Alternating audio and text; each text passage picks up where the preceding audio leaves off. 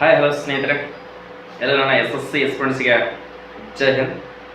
ಒಂದು ಸಿಹಿ ಸುದ್ದಿಯನ್ನು ಹೇಳ್ಬೇಕು ಅಂದ್ಕೊಂಡಿದ್ದೀನಿ. ಆ ಸುದ್ದಿ ಏನಪ್ಪ ಅಂತಂದ್ರೆ, ಎಲ್ಲರೂ ಕೂಡ ಇದ್ರ ಬಗ್ಗೆ ಸಾಕಷ್ಟು ಜನ ಕಾಯ್ತಾ ಇದ್ದೀರಿ ಅನಿಸುತ್ತೆ. ಈ ಹುದ್ದೆಯನ್ನು ಯಾವಾಗ ಕರೀತಾರ, ಸೊ ಯಾವಾಗ ನಾವು ಅಪ್ಲಿಕೇಶನನ್ನು ಹಾಕ್ತೀವಿ, ಯಾವಾಗ ಎಕ್ಸಾಮ್ ಬರಿತೀವಿ, ಈ ಸರಿ ಇದರಲ್ಲಿ ನಾವು ಜಾಬನ್ನು ಸರಿಯಾಗಿ ಸೇರ್ಕೋಬೇಕಂತ ಕೇಳಿದ್ರೆ ಸಾಕಷ್ಟು ಜನ ಇದ್ರ ಬಗ್ಗೆ ಕಾತುರದಿಂದ ಕಾಯ್ತಾ ಇದ್ದೀರಿ. ಸೊ ಯಾವಾಗ ಅಪ್ಲಿಕೇಶನ್ ಸ್ಟಾರ್ಟ್ ಆಗುತ್ತೆ, ಎಷ್ಟು ಹುದ್ದೆಗಳಿರ್ಬೋದು, ಎಕ್ಸಾಮ್ ಸಿಲೆಬಸ್ ಯಾವ ಥರ ಇರ್ತೈತಿ, ಫಿಸಿಕಲ್ ಇರ್ತದೋ ಇಲ್ಲೋ, ಇದಕ್ಕೆ ಕ್ವಾಲಿಫಿಕೇಷನ್ ಎಷ್ಟು, ಏಜ್ ಎಷ್ಟು ಅಂತ ಪ್ರತಿಯೊಂದು ಇನ್ಫಾರ್ಮೇಷನನ್ನು ಪಿನ್ ಟು ಪಿನ್ ಆಗಿ ನಿಮ್ಗೆ ಈ ವಿಡಿಯೋದಲ್ಲಿ ನಾನು ತಿಳಿಸ್ತಾ ಹೋಗ್ತೀನಿ. ಸೊ ಈ ವಿಡಿಯೋನ ಯಾರು ಮಿಸ್ ಮಾಡದೆ 8 ಮಿನಿಟ್ ನೋಡ್ಕೊಡ್ರಿ, ಅಂದರೆ ನಿಮ್ಗೆ ಇದ್ರ ವಿಡಿಯೋ ಬಗ್ಗೆ ಕ್ಲಿಯಾರಿಟಿ ಸಿಗ್ತದ. ಸೊ ನೀವು ಅರ್ಧಂಬರ್ಧ ನೋಡಿದ್ರಪ್ಪ ಅಂತಾರೆ, ಸೊ ನಿಮ್ಮ ಡೌಟ್ಗಳು ಕ್ಲಿಯರ್ ಆಗೋದಿಲ್ಲ. ನೋಡ್ಕೋಬಹುದು, ಇದರಲ್ಲಿ MTS ಮಲ್ಟಿ ಟಾಸ್ಕಿಂಗ್ ಸ್ಟಾಪ್ ಅಂತ ಹೇಳ್ಕೇಸಿಂದ ಮತ್ತು ಹವಾಲ್ದಾರ್ ಅಂತ ಹೇಳ್ಕೇಸಿಂದ ಎರಡು ಥರದ ಹುದ್ದೆಗಳಿರ್ತಾವೆ. SSCಯಲ್ಲಿ ಸ್ಟಾಫ್ ಸೆಲೆಕ್ಷನ್ ಕಮಿಷನಲ್ಲಿ ಕರಿತಕ್ಕಂಥ ಈ ಹುದ್ದೆ. ಸೊ ಇಯರ್ಲಿ ವರ್ಷಕ್ಕೆ ಒಂದು ಸರಿ ಆದರೂ ಈ ನೋಟಿಫಿಕೇಶನ್ ಆಗೇ ಆಗುತ್ತಾ. ನೀವು ಈ ಸರಿ ಆಗಲ್ಲ ಅಂದ್ರೂ ನೆಕ್ಸ್ಟ್ ಟೈಮ್ ಆದರೂ ಆಗಕ್ಕೆ ಬಹಳ ಯೂಸ್ ಆಗುತ್ತೆ. ಸೊ ಹುದ್ದೆಗಳು ನೋಡ್ಕೊಡ್ರಿ, ಟೋಟಲ್ ಆಗಿ 5,000ಕ್ಕಿಂತ ಅಧಿಕ ಹುದ್ದೆಗಳು ಇದರಲ್ಲಿ ಕರೀತಾರ. ಸೊ ಇದರ ಕ್ವಾಲಿಫಿಕೇಶನ್ ಏನು ಬೇಕು, ಜಸ್ಟ್ SSLC ಪಾಸ್ ಆಗಿದ್ರೆ ಸಾಕು, ಈ ಹುದ್ದೆಗೆ ನೀವು ಅರ್ಜಿಯನ್ನು ಹಾಕೋಕೆ ಅರ್ಹತರ ಇರ್ತೀರಿ. ಏನಪ್ಪ ಅಂದ್ರೆ 10ನೇ ತರಗತಿ 35 ಆದರೂ ತಗೋರಿ, 99 ಆದರೂ ತಗೋರಿ, ಈ ಹುದ್ದೆಗೆ ನೀವು ಅರ್ಜಿಯನ್ನು ಹಾಕಕ್ಕೆ ಎಲಿಜಿಬಿಲಿಟಿ ಇರ್ತೀರಿ. ಸೊ ಇದರಲ್ಲಿ ನಾನು ಕ್ವಾಲಿಫಿಕೇಶನ್ ಆಯಿತು. ನೆಕ್ಸ್ಟ್ ಇದರಲ್ಲಿ ಏನಪ್ಪ ಅಂದ್ರೆ ಏಜ್ ಕ್ರೈಟೀರಿಯಾ ಎಷ್ಟಿರ್ತತಿ, ಏಜ್ ಎಷ್ಟರಿಂದ ಎಷ್ಟರ ಹೊರಗಡೆ, ಮತ್ತು ಏಜ್ ರಿಲ್ಯಾಕ್ಸೇಷನ್ ಇರ್ತದೋ ಇಲ್ಲೋ ಅದು ಕೂಡ ನಿಮ್ಗೆ ಇಂಪಾರ್ಟೆಂಟೇ ಆಗಿರ್ತದೆ. ಅದನ್ನು ನಾನು ನಿಮ್ಗೆ ಹೇಳ್ತಾ ಹೋಗ್ತೀನಿ ನೋಡ್ಕೊಡ್ರಿ. ಏಜ್ ಎಷ್ಟಪ್ಪ ಅಂದ್ರೆ ನಿಮ್ಗೆ MTS ಮತ್ತು ಹವಾಲ್ದಾರ್ ಮಲ್ಟಿ ಟಾಸ್ಕಿಂಗ್ ಸ್ಟಾಪ್ ಆ್ಯಂಡ್ ಹವಾಲ್ದಾರ್ ಅಂತ ಹೇಳಿಸಿಂದ CBಯನ್ನು ಇದರಲ್ಲಿ 18ರಿಂದ 25 ಏಜ್ ಇದ್ದವ್ರ ಇದಕ್ಕೆ ಅಪ್ಲಿಕೇಶನನ್ನು ಹಾಕ್ಬೋದು. ಎಷ್ಟಪ್ಪ ಅಂದ್ರೆ 18ರಿಂದ 25 ಏಜ್ ಇದ್ದವ್ರ ಇದಕ್ಕೆ ಅಪ್ಲಿಕೇಶನ್ ಹಾಕ್ಬೋದು. ನೆಕ್ಸ್ಟ್ ಯಾರಾದರೂ ಹವಾಲ್ದಾರ್ CBIN ಅಂತ ಹಾಕ್ತಂದ್ರೆ ಹವಾಲ್ದಾರ್ನಲ್ಲಿ CBIN ಅಂತ ಹೇಳಿಸಿಂದ ಅದು CBN ಹವಾಲ್ದಾರ್ ಮತ್ತು MTS ಎರಡನ್ನೂ ಹಾಕಿದರೆ ನೀವು 18ರಿಂದ 25 ಏಜು. ನಾವು ಹವಾಲ್ದಾರ್ ಅಷ್ಟೇ CBIN ಅಂತ ಹಾಕಂದ್ರೆ 18ರಿಂದ 27 ಏಜ್ವರೆಗೆ ಈ ಅಪ್ಲಿಕೇಶನನ್ನು ಹಾಕಕ್ಕೆ ಎಲಿಜಿಬಿಲಿಟಿ ಇರ್ತೀರಿ.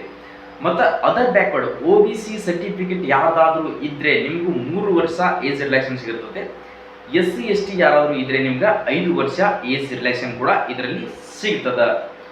ಸೊ ಇದ್ರದ್ದು ಸೆಲೆಕ್ಷನ್ ಪ್ರೊಸೆಸ್ ಯಾವ ಥರ ಇರ್ತೈತಿ, ಇದರ ಆಯ್ಕೆಯ ವಿಧಾನ ಯಾವ ಥರ ಇರ್ತೈತಿ, ಅದು ಕೂಡ ಇಂಪಾರ್ಟೆಂಟ್ ಅಲ್ಲ, ಅದನ್ನು ಕೂಡ ಹೇಳ್ತಾ ಹೋಗ್ತೀನಿ ಅನ್ಕೊಡ್ರಿ. ಫಸ್ಟಿಗೆ ನಿಮ್ಗೆ ಸೆಲೆಕ್ಷನ್ ಪ್ರೊಸೆಸ್ ಯಾವ ಥರ ಇರ್ತಪ್ಪ ಅಂದ್ರೆ ಕಂಪ್ಯೂಟರ್ ಬೇಸ್ಡ್ CBT ಕಂಪ್ಯೂಟರ್ ಬೇಸ್ಡಿಗೆ ಏನು ಆನ್ಲೈನ್ ಮುಖಾಂತರ ಎಕ್ಸಾಮ್ ಬರೀತಾ ಇದ್ರಲ್ಲ, SSCಯಲ್ಲಿ GD ಆಗಲಿ, ಈಗ ಆರ್ಮಿ ಕೂಡ ಎಕ್ಸಾಮ್ ಬರೆದ್ರೆ SSCಯಲ್ಲಿ ಯಾವುದೇ ಒಂದು ಎಕ್ಸಾಮನ್ನು ಬರೆಯೋದು ಕೂಡ ನೀವು ಆನ್ಲೈನ್ ಮುಖಾಂತರನೇ ಎಕ್ಸಾಮನ್ನು ಬರೀಬೇಕಾಗುತ್ತೆ. ಇದರಲ್ಲಿ ಕಂಪ್ಯೂಟರ್ ಬೇಸ್ಡ್ ಟೆಸ್ಟ್ ಆನ್ಲೈನ್ ಮುಖಾಂತರ ಎಕ್ಸಾಮ್ ಇರ್ತೈತಿ. ಸೊ ಎಕ್ಸಾಮನ್ನು ನೀವು ಕ್ಲಿಯರ್ ಮಾಡಿದರೆ, ಎಕ್ಸಾಮಲ್ಲಿ ಕ್ವಾಲಿಫೈ ಆದರೆ ನಿಮ್ಮ ಲಿಸ್ಟಲ್ಲಿ ನಿಮ್ಮ ನೇಮ್ ಬಂದರೆ ನಿಮ್ಮದು PST ಮತ್ತು PET ಅಂತ ಹೇಳಿಸಿಂದ ಟೆಸ್ಟ್ ಇರ್ತೈತಿ. ಫಿಸಿಕಲ್ ಎಫಿಷಿಯನ್ಸಿ ಟೆಸ್ಟ್ ಮತ್ತು ಫಿಸಿಕಲ್ ಸ್ಟ್ಯಾಂಡರ್ಡ್ ಟೆಸ್ಟ್ ಅಂತ ಹೇಳಿಸಿಂದ ಈ ಟೆಸ್ಟ್ಗಳಿರ್ತಾವೆ. ಇದರಲ್ಲಿ ಕೂಡ ನೀವು ಕ್ವಾಲಿಫೈ ಆಗಬೇಕಾಗುತ್ತೆ. ಇದರಲ್ಲಿ ನೀವು ಕ್ವಾಲಿಫೈ ಆದರೆ ಫೈನಲಿ ನಿಮ್ಗೆ ಡಾಕ್ಯುಮೆಂಟ್ ವೆರಿಫಿಕೇಶನ್ DV ಅಂತ ಹೇಳಿಸಿಂದ ಇರುತ್ತೆ. ಸೊ ಫಿಸಿಕಲ್ ಯಾವ ಥರ ಇರ್ತೈತಿ, ಎಕ್ಸಾಮ್ ಯಾವ ಥರ ಇರುತ್ತೆ ಅಂತ ಹೇಳಿಸಿಂದ ಅದನ್ನು ಕೂಡ ನಾನು ನಿಮ್ಗೆ ತಿಳಿಸ್ಕೊಡ್ತೀನಿ. ಎಕ್ಸಾಮ್ ಸಿಲೆಬಸ್ ನೋಡ್ಕೊಡ್ರಿ. ಎಕ್ಸಾಮ್ ಸಿಲೆಬಸ್ ಯಾವ್ದು ಇರುತ್ತಪ್ಪ ಅಂತಾರೆ ಸೆಷನ್ 1 ಸೆಷನ್ 2 ಅಂತ ಹೇಳಿಸಿಂದ 2 ಥರದ ಎಕ್ಸಾಮ್ಗಳು ಇರ್ತಾವೆ. ಒಂದೇ ದಿನ ಇರ್ತೈತಿ, ಕಂಟಿನ್ಯೂ ಆಗಿ ನಿಮ್ಮ ಎಕ್ಸಾಮ್ ನಡೀತೈತಿ.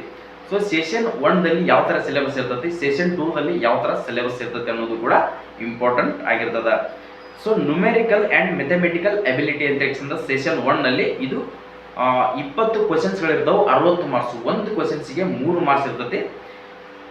ನೆಕ್ಸ್ಟ್ ಅದರಲ್ಲಿ ಸೆಷನ್ 1ನಲ್ಲಿ reasoning ability and problem solving ಅಂತ ಹೇಳಿಸಿಂದ ಅವು ಕೂಡ 20 ಕ್ವಶನ್ಸ್ಗಳು 60 ಮಾರ್ಕ್ಸ್ ಇರ್ತೈತಿ. ಸೊ ಟೋಟಲ್ ಆಗಿ 40 ಕ್ವಶನ್ಸ್ಗಳು ನಿಮ್ಗೆ 120 ಮಾರ್ಕ್ಸ್ಗಳು ಇದರಲ್ಲಿರ್ತಾವೆ. 45 ನಿಮಿಷ ಟೈಮಿಂಗ್ ಇರ್ತೈತಿ. ಈ ಎಕ್ಸಾಮ್ಗೆ ಸೆಷನ್ 1ಗೆ 45 ನಿಮಿಷ ಟೈಮಿಂಗ್ ಇರ್ತೈತಿ. ಸೊ ಸೆಷನ್ 1 ಓನ್ಲಿ ಕ್ವಾಲಿಫೈಗೋಸ್ಕರ, ಇದರಲ್ಲಿ ಯಾವುದೇ ನಿಮ್ಮದು ಕಟ್ಟಪ್ಪನ್ನು ಹಿಡಿಯೋದಿಲ್ಲ. ಸೆಷನ್ 1 ಯಾವ ಥರಪ್ಪ ಅಂದ್ರೆ ಜಸ್ಟ್ ನೀವು ಪಾಸನ್ನು ಆಗಬೇಕು. ಇದರಲ್ಲಿ ಜಸ್ಟ್ ಕ್ವಾಲಿಫೈ ಆದರೆ ನೀವು ನೆಕ್ಸ್ಟ್ ಎಕ್ಸಾಮ್ ಅಂತಲ್ಲ, ನೆಕ್ಸ್ಟ್ ಎಕ್ಸಾಮ್ ಕೂಡ ಬರ್ಸ್ತಾರೆ. ಫಸ್ಟ್ ಸೆಷನಲ್ಲಿ ನೀವು ಕ್ವಾಲಿಫೈ ಆಗಿದ್ದರೆ ಮಾತ್ರ ಸೆಕೆಂಡ್ ಸೆಷನ್ದಲ್ಲಿ ನೀವು ಎಷ್ಟೋ ಮಾರ್ಕ್ಸ್ ತೊಗೊಂಡ್ರು ಕೂಡ ನೀವು ಸೆಷನ್ 2ದಲ್ಲಿ ಏನಾದರೂ ಔಟ್ ತೊಗೊಂಡು ಸೆಷನ್ 1ದಲ್ಲಿ ನೀವು ಕ್ವಾಲಿಫೈ ಆಗಲ್ಲ ಅಂತಂದರೆ ಡಿಸ್ಕ್ವಾಲಿಫೈ ಆದಾಗೆ. ಸೆಷನ್ 1 ಕಂಪಲ್ಸರಿ ಕ್ವಾಲಿಫೈ ಆಗಬೇಕಾಗುತ್ತೆ. ನೆಕ್ಸ್ಟ್ ಸೆಷನ್ 2ದಲ್ಲಿ ಅಂದ್ರೆ ಯಾವ ಸೆಕ್ಷನ್ 2ದಲ್ಲಿ ಯಾವ ಥರ ಇರ್ತಪ್ಪ ಅಂದ್ರೆ ಜನರಲ್ ಅವೇರ್ನೆಸ್ 25 ಕ್ವಶನ್ಸ್ಗಳಿರ್ತಾವೆ. Next English language and comparison ಅಂತ ತಕ್ಷಣ ಸೊ 25 ಕ್ವಶನ್ಸ್ ಇರ್ತಾವೆ. ಟೋಟಲ್ ಆಗಿ 50 ಕ್ವಶನ್ಸ್ಗಳಿರ್ತಾವೆ. 50 ಕ್ವಶನ್ಸ್ ಅಂದರೆ ಒಂದು ಕ್ವಶನ್ಸಿಗೆ 3 ಮಾರ್ಕ್ಸು.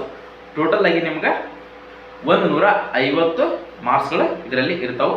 ಇದಕ್ಕೂ ಕೂಡ 45 ನಿಮಿಷ ಟೈಮಿಂಗ್ ಇರುತ್ತೆ. ಎಷ್ಟಪ್ಪ ಅಂತಾರೆ 45 ನಿಮಿಷ ಇದಕ್ಕೂ ಕೂಡ ಟೈಮಿಂಗ್ ಇರ್ತೈತೆ. ಎಕ್ಸಾಮ್ ಸಿಲೆಬಸನ್ನು ನಿಮ್ಗೆ ಕ್ಲಿಯರಿಟಿಯಾಗಿ ಹೇಳಿದ್ದೀನಿ. ಸೊ ಇನ್ನೂ ಏನಾದರೂ ಡೌಟ್ ಇದ್ದರೆ ನಾನು ನೋಟಿಫಿಕೇಶನ್ ಆಗ್ತಾಗ ಈಗ ಸದ್ಯ ನಿಮ್ಗೆ ಹೇಳ್ತಾ ಹೋಗ್ತೀನಿ. ಇದರಲ್ಲಿ ಯಾವ ಥರ ಇರುತ್ತಪ್ಪ ಅಂತಂದರೆ ನೆಗೆಟಿವ್ ಕೂಡ 1/3 3 ಕ್ವಶನ್ಸ್ ತಪ್ಪಾದರೆ ನಿಮ್ಗೆ 1 ಮಾರ್ಕ್ಸ್ ಕೂಡ ಕಟ್ ಆಗುತ್ತೆ. ನೆಕ್ಸ್ಟ್ ಇದರಲ್ಲಿ ಫಿಸಿಕಲ್ ಸ್ಟ್ಯಾಂಡರ್ಡ್ ಯಾವ ಥರ ಇರ್ತೈತಿ PT ಮತ್ತು PST ಅಂತ ಹೇಳಿದ್ರೆ SSC MTSಗೂ ಕೂಡ ಫಿಸಿಕಲ್ ಮತ್ತು ಇರುತ್ತಾ ಅಂತ ಹೇಳಿದ್ರೆ ನಿಮ್ಮಲ್ಲಿ ಕೂಡ ಒಂದು ಡೌಟ್ ಇರ್ಬೋದು. ಆ ಡೌಟನ್ನು ನಾನು ಕ್ಲಿಯರಿಟಿಯನ್ನು ಮಾಡ್ತೀನಿ ಅಂದ್ಕೊಂಡ್ರೆ ಇದು ಓನ್ಲಿ ನಾ ಹೇಳ್ತಿರೋದು SSCಯಲ್ಲಿ MTS ಅನ್ನು ಕರೀತಲ್ಲ, MTSನಲ್ಲಿ ಹವಾಲ್ದಾರಿಗೋಸ್ಕರ ಮಾತ್ರ ಇದು ಫಿಸಿಕಲ್ ಇರ್ತೈತಿ, MTSನವ್ರಿಗೆ ಇರೋದಿಲ್ಲ. ಸೊ ಎರಡನ್ನೂ ನೀವು ಅಪ್ಲಿಕೇಶನ್ ಹಾಕ್ಬೋದು, MTS ಹಾಕ್ಬೋದು, ಹವಾಲ್ದಾರು ಕೂಡ ಎರಡನ್ನೂ ಹಾಕ್ಬೋದು.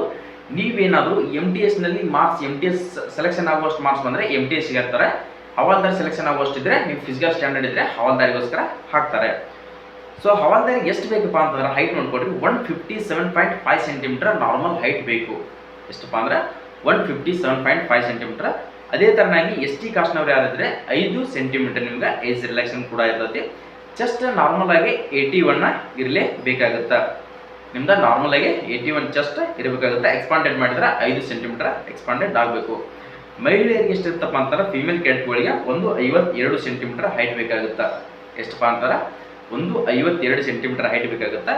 ಅವ್ರಿಗೆ ಕೂಡ 2.5 ಸೆಂಟಿಮೀಟರ್ ST ಕಾಸ್ಟ್ನವ್ರಿಗೆ ಕಡಿಮೆ ಇರ್ತದೆ. ಸೊ ಇವರಿಗೆ ವೇಟ್ 48 kg ಮಹಿಳೆಯರಿಗೆ ಇರಲೇಬೇಕಾಗುತ್ತೆ. ನೆಕ್ಸ್ಟ್ ST ಕಾಸ್ಟ್ನವ್ರಿಗೆ 2 kg ಕಡಿಮೆ ಇರ್ತದೆ. ನೆಕ್ಸ್ಟ್ ವಾಕಿಂಗ್ ಅಂದ್ರೆ ರನ್ನಿಂಗ್ ಅಂತಲ್ಲ, ನಡ್ಕೊತ ಹೋಗೋದಿರ್ತೈತಿ. ಇದರಲ್ಲಿ ಯಾವುದೇ ಥರ ಅಂತ ರನ್ನಿಂಗ್ ಓಡೋದಿರೋದಿಲ್ಲ, ನಡ್ಕೊಂತ ಹೋಗೋದಿರ್ತೈತಿ. ನಡ್ಕೊಂತ ಎಷ್ಟಪ್ಪ ಅಂತಾರೆ 1600 ಮೀಟರ್ ರನ್ನಿಂಗನ್ನು ಹೋಗಬೇಕಾಗುತ್ತೆ, 1600 ಮೀಟರ್ ವಾಕ್ ಮಾಡಬೇಕಾಗುತ್ತೆ.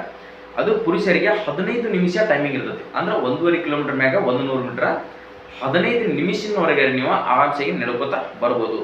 ಮಹಿಳೆಯರಿಗೆ 1 ಕಿಲೋಮೀಟರ್ ಇರ್ತೈತಿ, 20 ನಿಮಿಷ ಟೈಮಿಂಗ್ ಇರ್ತೈತಿ. ಸೊ ಇದು ಫಿಸಿಕಲ್ ಸ್ಟ್ಯಾಂಡರ್ಡ್ ಬಗ್ಗೆ ನಿಮ್ಗೆ ಹೇಳಿದ್ದೀನಿ.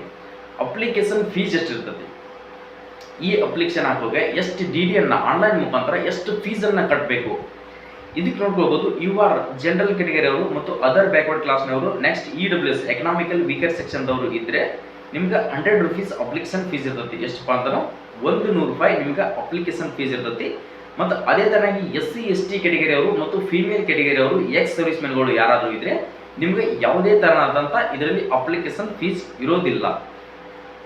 ಸೊ ಇದು ಅಪ್ಲಿಕೇಶನ್ ಯಾವಾಗ ಸ್ಟಾರ್ಟ್ ಆಗುತ್ತಾ, ಸೊ ಯಾವಾಗ ಎಂಡ್ ಆಗುತ್ತಾ, ಎಕ್ಸಾಮ್ ಯಾವಾಗ ಇರ್ತೈತಿ, ಇದಕ್ಕೆ ಪ್ರಿಪ್ರೇಷನ್ನ ಯಾವ ಥರ ಮಾಡಬೇಕು ಅನ್ನೋದು ಕೂಡ ಇಂಪಾರ್ಟೆಂಟ್ ಆಗುತ್ತಲ್ಲ.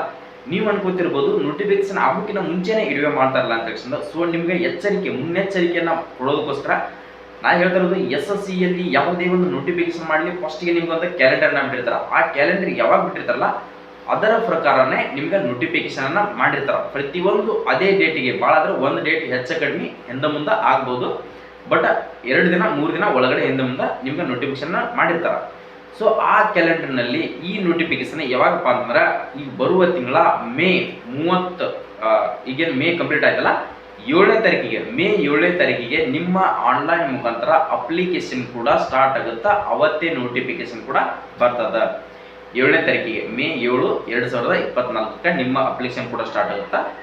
6 ಜೂನ್ 2024 ನಿಮ್ಮ ಅಪ್ಲಿಕೇಶನ್ ಹಾಕುವ ಡೇಟ್ ಕೂಡ ಕ್ಲೋಸ್ ಆಗುತ್ತಾ. ಈಗೇನು ಹೊಸ SSC ವೆಬ್ಸೈಟನ್ನು ಬಿಟ್ಟಿರಲ್ಲ, ಆ SSC ವೆಬ್ಸೈಟು SSC.nic.in ಅಂತ ಹೇಳಿಸಿಂದ ಆ ವೆಬ್ಸೈಟ್ನಲ್ಲಿ ಮಾತ್ರ ನಿಮ್ಗೆ ಇನ್ಫಾರ್ಮೇಷನ್ಗಳು ಸಿಗ್ತಾವೆ. ಅದರಲ್ಲಿ ಮಾತ್ರ ನಿಮ್ಗೆ ಅಪ್ಲಿಕೇಶನನ್ನು ಹಾಕಕ್ಕೆ ಅವಕಾಶ ಇರ್ತೈತಿ. ನೀವು SSC.gov. ಅಂತ ಹೇಳಿಸಿಂದ ನೋಡಿದ್ದಿಲ್ಲ, ಅದು ಈಗ ಕ್ಲೋಸ್ ಆಗಿದೆ. ಅದರಲ್ಲಿ ಯಾರು ಚೆಕ್ಕನ್ನು ಮಾಡ್ಕೊಳ್ಬೇಡ್ರಿ. ನೆಕ್ಸ್ಟ್ ಜುಲೈ ಮತ್ತು ಆಗಸ್ಟ್ನಲ್ಲಿ ನಿಮ್ಮ ಎಕ್ಸಾಮ್ ಕೂಡ ಇರ್ತೈತಿ. ಏನಪ್ಪ ಅಂದ್ರೆ ಜುಲೈ ಮತ್ತು ಆಗಸ್ಟ್ನಲ್ಲಿ ನಿಮ್ಮ ಆನ್ಲೈನ್ ಮುಖಾಂತರ ಎಕ್ಸಾಮ್ ಇರ್ತೈತಲ್ಲ, ಆ ಎಕ್ಸಾಮ್ ಈ ಡೇಟಿಗೆ ಯಾವ ತಿಂಗಳು ಅಂತ ಕೊಡಿದಾರಲ್ಲ ಅದೇ ತಿಂಗಳದಾಗ ನಿಮ್ಗೆ ಎಕ್ಸಾಮನ್ನು ಕಂಪಲ್ಸರಿಯಾಗಿ ನಡೆಸ್ತಾರೆ. ಸೊ ಈ ಮಾಹಿತಿಯನ್ನು ನಿಮ್ಗೆ ಕ್ಲಿಯರ್ ಆಗಿ ನಾನು ಅರ್ಥಪೂರ್ವಕವಾಗಿ ನಾನು ನಿಮ್ಗೆ ಮಾಹಿತಿಯನ್ನು ತಿಳಿಸಿದ್ದೀನಿ. ಸೊ ಇನ್ನೂ ಏನಾದರೂ ಇದರಲ್ಲಿ ಮಿಸ್ ಆಗಿದ್ರೆ ನಿಮ್ಗೆ ನೋಟಿಫಿಕೇಶನ್ 7ನೇ ತಾರೀಕಿಗೆ ಅಪ್ಲಿಕೇಶನ್ ಕೂಡ ಸ್ಟಾರ್ಟ್ ಆಗುತ್ತೆ. ಆಗ ನಾನು ಇನ್ನೊಂದು ಇದ್ರ ಬಗ್ಗೆ ಕ್ಲಿಯರಿಟಿಯಾಗಿ ನೋಟಿಫಿಕೇಶನ್ ಅನ್ನೇ ಸ್ಕ್ರೀನ್ ಮೇಲೆ ತಗೊಂಡ್ಕೇಸಿಂದ ನಿಮ್ಗೆ ಅದ್ರ ಬಗ್ಗೆ ವಿಡಿಯೋನ ಹೇಳ್ತೀನಿ. ಸೊ ಈಗ ಸಾಕಷ್ಟು ಇದರಲ್ಲಿ ಫುಲ್ ಇನ್ಫಾರ್ಮೇಶನ್ ಅನ್ನ ಕೊಟ್ಟಿದ್ದೀನಿ. ಇನ್ನೂ ಏನೋ ಡೌಟ್ಸ್ಗಳಿದ್ರೆ, ಇದರಲ್ಲಿ ಏನಾದ್ರು ನಿಮ್ಗೆ ಕೇಳಬೇಕು ಅನ್ಕೊಂಡಿದ್ರೆ ಕಮೆಂಟ್ ಸೆಕ್ಷನ್ ಇದೆ, ಕಮೆಂಟ್ ಸೆಕ್ಷನ್ದಲ್ಲಿ ಕಮೆಂಟನ್ನು ಹಾಕೋದನ್ನ ಮರೆಯಕ್ಕೆ ಹೋಗ್ಬೇಡ್ರಿ. ಕಮೆಂಟನ್ನು ಆಗಿರಪ್ಪ ಅಂದ್ರೆ ನಮ್ಮ ಪ್ರತಿಯೊಂದು ಇನ್ಫಾರ್ಮೇಷನ್ ಕೂಡ ಕಮೆಂಟ್ಗೆ ರಿಪ್ಲೈ ಕೊಡೋಕ್ಕಾಗಲಿಲ್ಲ ಅಂದ್ರೂ ಪರವಾಗಿಲ್ಲ, ಅದರದ್ದೇ ಆದಂಥ ಒಂದು ವಿಡಿಯೋನ ಮಾಡಿ ಹಾಕ್ತೀನಿ. ಸೊ ಯಾರಾದರೂ ನಮ್ಮ ವಿಡಿಯೋಗಳನ್ನ ಹೊಸದಾಗಿ ನೋಡ್ತಾ ಇದ್ರೆ, ನಾವು ಕೊಡುವಂಥ ಇನ್ಫಾರ್ಮೇಷನ್ನು ಸರಿಯಾಗಿದ್ದರೆ, ನಿಮ್ಗೆ ಯೂಸ್ ಆಗ್ತಿದ್ರೆ ಮಾತ್ರ ನಮ್ಮ ಯೂಟ್ಯೂಬ್ ಚಾನಲ್ನ ಈಗಾಗಲೇ ಒಂದು ಲೈಕ್ ಮಾಡಿರಿ. ಈ ವಿಡಿಯೋನ ಪ್ರತಿಯೊಬ್ಬರಿಗೆ ನಿಮ್ಮ ಸ್ನೇಹಿತರಿಗೆ ಮತ್ತು ವಾಟ್ಸಪ್ ಗ್ರೂಪ್, ಟೆಲಿಗ್ರಾಮ್ ಗ್ರೂಪಲ್ಲಿ ಶೇರ್ ಮಾಡೋದನ್ನ ಮರೆಯಕ್ಕೆ ಹೋಗ್ಬೇಡ್ರಿ. ಅವ್ರಿಗೆ ಕೂಡ ಸಾಕಷ್ಟು ಇನ್ಫಾರ್ಮೇಷನ್ಗಳು ಈ ಸ್ಟೇಟ್ ಗೌರ್ಮೆಂಟಲ್ಲಿ, ಸೆಂಟ್ರಲ್ ಗೌರ್ಮೆಂಟಲ್ಲಿ ಪ್ರತಿಯೊಂದು ಜಾಬ್ ಮಾಡ್ತೀನಿ ಅನ್ಕೊಂಡಿದ್ರೆ ನಮ್ಮ ಯೂಟ್ಯೂಬ್ ಚಾನಲ್ನ ಈಗಾಗಲೇ ಕೆಳಗಡೆ ಇರ್ತಕ್ಕಂಥ ಸಬ್ಸ್ಕ್ರೈಬ್ ಬಟನ್ ಮೇಲೆ ಕ್ಲಿಕ್ ಮಾಡಿ ಸಬ್ಸ್ಕ್ರೈಬ್ ಮಾಡ್ಬೋದನ್ನ ಮರೆಯಕ್ಕೆ ಹೋಗ್ಬೇಡ್ರಿ. ಸಾಕಷ್ಟು ಇನ್ಫಾರ್ಮೇಷನ್ಗಳನ್ನ ನಾವು ಹಾಕ್ತಾನೆ ಇರ್ತೀವಿ. ಸೊ ಎಲ್ಲರಿಗೂ ಕೂಡ ಥ್ಯಾಂಕ್ ಯು ಸೋ ಮಚ್. ಜೈ ಹಿಂದ್, ಜೈ ಕರ್ನಾಟಕ.